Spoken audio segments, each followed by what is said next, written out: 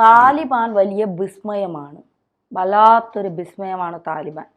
കുറച്ച് നാളുകൾക്ക് മുമ്പ് യമനിൽ നിന്നാണ് ഇത്തരം ഒരു വാർത്ത കേട്ടത്. അതായത് 40കാരനായ ഒരു 40കാരനോ 60കാരനോ ഒരു പടുക്കിളവൻ 8 വയസ്സുകാരിയെ വിവാഹം കഴിച്ചു. ആദ്യ രാത്രിയിൽ രക്തസ്രാവം ഉണ്ടായി കുട്ടി മരിച്ചു. അപ്പോൾ അത്തരം കാര്യങ്ങളൊക്കെ ഈ പല സ്ഥലങ്ങളിൽ നടക്കുന്നുണ്ട്. യമനിലൊക്കെ അത്തരം കാര്യങ്ങൾ നടക്കണം. അവിടെയൊന്നും കുട്ടികളുടെ പ്രായത്തിനൊന്നും അല്ല അവിടെ ഇത് കഴപ്പുമൂത്ത് കിടക്കുന്നവന്മാർക്ക് ആരെ കിട്ടിയാലും മതി എന്നുള്ള രീതിയാണ്. ഇപ്പോൾ താലിബാനിൽ നിന്ന് ഒരു വാർത്ത വരുന്നത് 45കാരൻ 6 വയസ്സുകാരെ വിവാഹം ചെയ്തു. അയാൾക്ക് ഓൾറെഡി 2 ഭാര്യയുണ്ട്. കൂടെ ഒന്നും കൂടെ ഇരിക്കട്ടെ എന്ന് പറഞ്ഞിട്ട് മകളുടെ പ്രായത്തിനേക്കാൾ ചെറുമകളുടെ പ്രായമുള്ള പെങ്കൊച്ചിനെ വിവാഹം ചെയ്തു. ഇത് താലിബാൻ കോടതി അറിഞ്ഞിട്ട് താലിബാൻ കോടതി ശിക്ഷ വിധിച്ചു. അപ്പോൾ ശിക്ഷയൊക്കെ നമ്മൾ കേൾക്കുമ്പോൾ നമ്മൾ വിചാരിക്കും ഇയാളെ തൂക്കിക്കൊല്ലാനുള്ള വല്ല ശിക്ഷ വിധിച്ചു എന്നല്ല. 9 വയസ്സാകുന്നത് വരെ കൊച്ചിൻ്റെ വീട്ടിൽ നിൽക്കട്ടെ, അത് കഴിഞ്ഞിട്ട് അയാളെ ഭർത്തൃ വീട്ടിലേക്ക് പോയാൽ മതി. 9 വയസ്സായ കൊച്ച്, 9 വയസ്സായ പിള്ളേർക്കൊക്കെ പെങ്കൊച്ചിനും 6 വയസ്സായ പെങ്കൊച്ചിനൊക്കെ എന്താ പറയുക, ഈ അച്ഛന് പൈസ ഇല്ലാത്തതുകൊണ്ട് ഈ താലിബാനിലൊക്കെ ഒരു നിയമമുണ്ട് അത്രേ. അതായത് ഈ വധുവിൻ്റെ വീട്ടുകാർക്ക് പണമില്ലെങ്കിൽ വിവാഹം നടത്താനും ചെലവിനും ഒക്കെ ആയിട്ട് കുറച്ച് പണം കൊടുക്കും. ഈ പണം മോഹികളായ കുറേ തന്തമാരുണ്ട്. ഇവനെയൊന്നും തന്തമാരെന്നല്ല വിളിക്കേണ്ടത്, പക്ഷേ തന്തമാരുണ്ട്. ഇവന്മാർ പെൺകുട്ടികളെ കച്ചവടം നടത്തുകയാണ് അവിടുത്തെ രീതി. അതിന് പ്രായമൊന്നുമില്ല. പണം കിട്ടിയാൽ വയസ്സൊന്നും നോക്കാതെ പെൺകുട്ടികളെ കച്ചവടം ചെയ്യും. അതാണ് രീതി എന്നുള്ളത്. സത്യത്തിൽ ഇതൊക്കെ വല്ലാത്തൊരു മൃഗീയമായ രീതിയല്ലേ? അതിൻ്റെ വിഷയം എന്ന് വെച്ചാൽ നമ്മുടെ ചിന്താഗതി വേറെയാണ്, അവരുടെ ആ രാജ്യത്തെ ചിന്താഗതി വേറെയാണ്. അവിടെ സ്ത്രീകൾക്ക് വിദ്യാഭ്യാസം പാടില്ല, സ്ത്രീകൾ വീടിനകത്ത് അടച്ചുകൂടി ഇരിക്കേണ്ടതാണ്. അങ്ങനെ ഒരുപാട് സ്ത്രീകളെ ഒരു രണ്ടാം നിരയായിട്ട് കണ്ട് അവർ വീടിനകത്ത് ഒതുങ്ങിക്കൂടേണ്ടതാണ്. അത് ആ ഒരു ചിന്താഗതിയിൽ വളർന്നു വരുന്ന ഒരു സമൂഹമാണ് അവിടുത്തെ. പക്ഷെ നമ്മളങ്ങനെയല്ല. നമ്മൾ ഇവിടെ സ്ത്രീകൾ ജോലിക്ക് പോകുന്നു, സ്ത്രീകൾ ഭരണ സ്ഥിരാകേന്ദ്രങ്ങളിൽ വലിയ പോസ്റ്റുകളിലേക്ക് വരുന്നു, ഭരിക്കാൻ മന്ത്രിമാരാകുന്നു. അത്രയും ഈ പ്രധാനമന്ത്രിയായിട്ടുണ്ട്. ഇപ്പോൾ രാഷ്ട്രപതി ഒരു സ്ത്രീയാണ്. അത്രയും ഡെവലപ്ഡ് ആയ ഒരു കൺട്രിയാണ് നമ്മളിവിടെ. പക്ഷേ അവിടെ മതം തലയ്ക്ക് പിടിച്ച് ഭ്രാന്ത് പിടിച്ച് കുറേ ആൾക്കാർ ഭരിക്കുന്ന ഒരു രാജ്യം. ഭരിക്കുകയാണോ അവരവിടെ പേടിപ്പിച്ച് നിർത്തുകയാണോ എന്നുള്ളത് നമ്മളെ ചിന്തിക്കേണ്ടത്. അങ്ങനെയുള്ള രാജ്യത്ത് ഇതിനപ്പുറവും നടക്കും. അവിടെ കുട്ടികൾക്ക് ഈ നേരത്തെ പറഞ്ഞില്ലേ, സാമ്പത്തികം കൊടുത്തു അതിന് വിറ്റതാണ്, വിൽപ്പനയാണ് അവിടെ കുട്ടികൾ. നമ്മൾ ചിന്തിച്ച് നോക്കണം, നമ്മുടെയൊക്കെ കുട്ടികൾക്ക് 5ഉം 6ഉം വയസ്സുള്ളപ്പോൾ അവരുടെ കളിച്ചിരി എത്രത്തോളം ഉണ്ടാകും, അവർക്ക് എന്തിനെക്കുറിച്ച് അറിയാം. അവർക്ക് നമ്മൾ ഭക്ഷണം വാരി കൊടുക്കുന്നു, അവരെ നമ്മൾ കുളിപ്പിക്കുന്നു, നമ്മളെ കൂടെ കിടത്തി ഉറക്കുന്നു. അങ്ങനെയുള്ള ഒരു കുട്ടിയെ ഈ 45ഉം 50ഉം 60ഉം വയസ്സായ കളവന്മാർക്ക് കല്യാണം കഴിച്ചു കൊടുക്കുകയാണ്. അതാണ് ഏറ്റവും വലിയ ഭീകരത.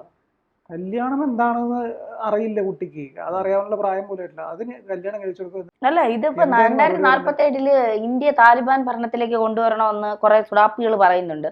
ഈ ഇങ്ങനത്തെ ഭരണമാണോ ഇവന്മാർ ഉദ്ദേശിക്കുന്നത്? ഈ അഫ്ഗാനിസ്ഥാൻ എന്ന് പറയുന്നത് നമ്മളിപ്പോൾ കാണുന്ന ഒരു പ്രാകൃത രൂപമല്ല.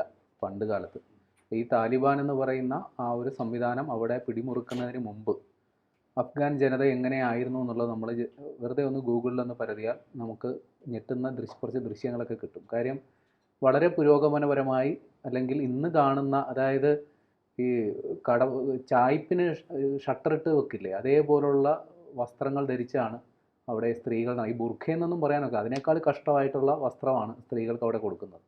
ഒരു തരത്തിലും അവർ ശ്വാസം പോലും പുറത്തേക്ക് കടക്കാൻ ബുദ്ധിമുട്ടുന്ന തരത്തിലുള്ള വസ്ത്രം അണിഞ്ഞാണ് ആ സ്ത്രീകൾ അവിടെ കഴിയുന്നത്. ഈ അമേരിക്കൻ സേന അവിടുന്ന് പിൻവാങ്ങി അഫ്ഗാനിസ്ഥാനിൽ താലിബാൻ അധികാരം തിരിച്ചു പിടിക്കുന്ന ആ സമയത്ത് ഈ വിമാനത്തിൽ കയറി രക്ഷപ്പെടാൻ നോക്കിയ ആളുകളുടെ ദൃശ്യങ്ങൾ കണ്ടില്ല.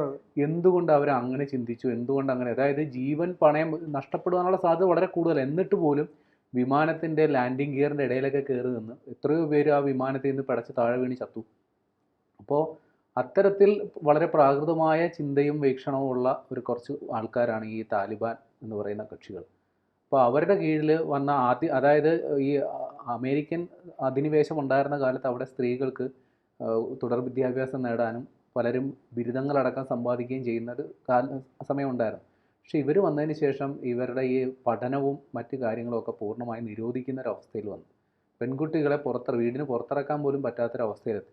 അപ്പോൾ അങ്ങനെ വരുമ്പോൾ ഈ പെൺകുട്ടികളെന്ന് പറയുന്നത് ഓരോ കുടുംബത്തിൻ്റെ ബാധ്യതയായി മാറുകയാണ്. ആൺകുട്ടികൾ കുറച്ചായി കഴിയുമ്പോൾ അവരെ ഏതെങ്കിലും തൊഴിലിന് വിടാം. ഇവർക്ക് ശാരീരികമായുള്ള ക്ഷമത കുറവാണല്ലോ പെൺകുട്ടികളെന്ന് പറയും. അപ്പോൾ അവരെ സംബന്ധിച്ച് അവരെ വളർത്തിയെടുക്കുക, കല്യാണപ്രായം ആകുമ്പോൾ വിവാഹം കഴിപ്പിച്ച് കൊടുക്കുക, അതൊക്കെ അവരെ സംബന്ധിച്ച് വലിയ സാമ്പത്തിക ബാധ്യത വരുന്ന രീതിയാണ്. അപ്പോൾ ഈ പറയുന്ന പോലെ പണം അങ്ങോട്ട് കൊടുത്ത് വിവാഹം കഴിക്കാൻ അല്ലെങ്കിൽ വാങ്ങാൻ ആളുണ്ടെങ്കിൽ അവരെ സംബന്ധിച്ച് ദാരിദ്ര്യമാണ് അവരെ ഇങ്ങനെ ചിന്തിപ്പിക്കുന്നത്.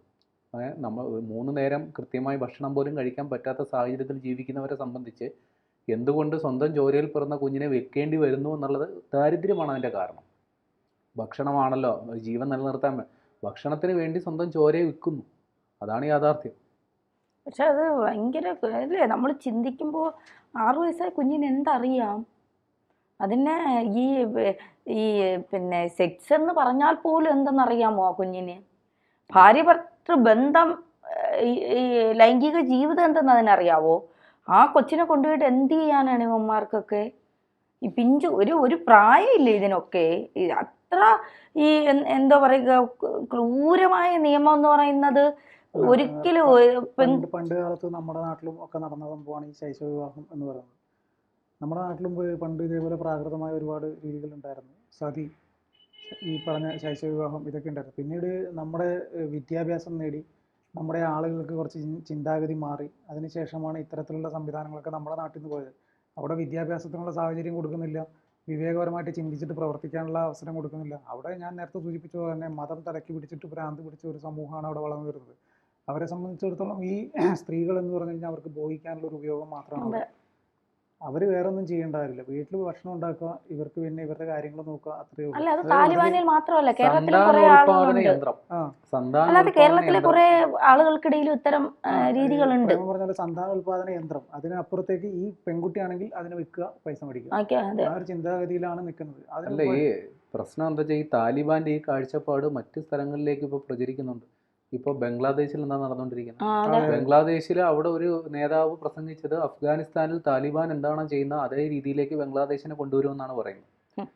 അപ്പോൾ പുരോഗമനപരമായി, അതായത് എന്താണ് പൊതുസമൂഹം ആഗ്രഹിക്കുന്നത് അതല്ല, ഇതെല്ലാം മതത്തിൻ്റെ ചട്ടക്കൂടിൽ, മതത്തിൽ ഇങ്ങനെ പറയുന്നുണ്ടോ എന്നുള്ളത് സംശയമാണ്. ഈ മതഗ്രന്ഥങ്ങളെ ദുർവ്യാഖ്യാനം ചെയ്ത് അത് ഇതിനെക്കുറിച്ചൊന്നും അറിവില്ലാത്ത വളരെ പാവപ്പെട്ടവരായ, സാമ്പത്തികമായി വളരെ പിന്നോക്കം നിൽക്കുന്നവരെ ദൈവവിശ്വാസം അല്ലെങ്കിൽ എന്താ പറയുക, ഭീതി മുതലെടുക്കുക. അതായത് ദൈവത്തോട് നമുക്ക് ഭയഭക്തി ബഹുമാനം ഉണ്ടല്ലോ, അപ്പോൾ അതൊക്കെ മുതലെടുത്തുകൊണ്ട് ഈ മതഗ്രന്ഥങ്ങളെ ദുർവ്യാഖ്യാനം ചെയ്ത് അത് ഇത്തരത്തിൽ പ്രചരിപ്പിച്ച്, അപ്പോൾ ഇവർ പറയുന്നത് അപ്പാടെ വിശ്വസിക്കുന്ന ഒരു വലിയൊരു കൂട്ടമുണ്ട്. അപ്പോൾ അങ്ങനെയുള്ളവരുടെ അടുത്ത് ഇത്തരം കാര്യങ്ങൾ അവർക്ക് എളുപ്പം ചിലവാകും. ഇതല്ല, ഇതിനപ്പുറം ചിലപ്പോൾ നടന്നിരിക്കും. തീർച്ചയായിട്ടും.